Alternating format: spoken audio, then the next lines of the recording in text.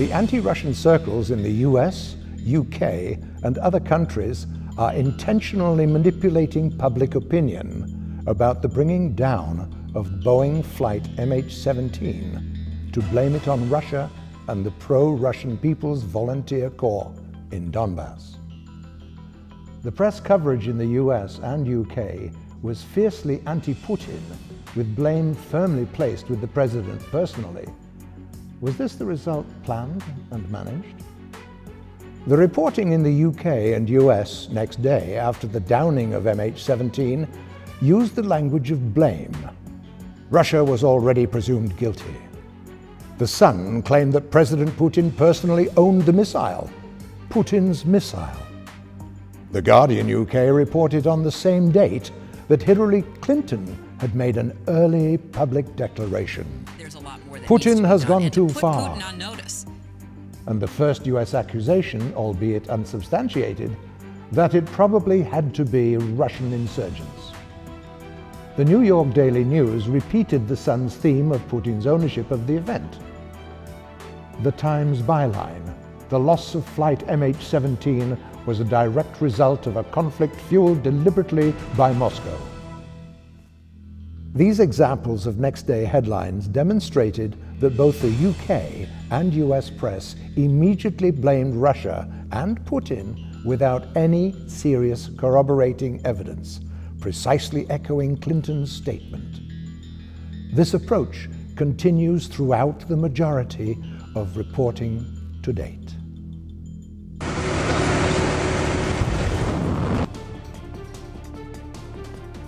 Yet, the shooting down of a Siberia Airways Tu-154 airliner by the Ukrainian military on exercise in 2001 was and continues to be described as an accident, a tragedy. After 9 days of denials, President Leonid Kuchma acknowledged a tragic coincidence.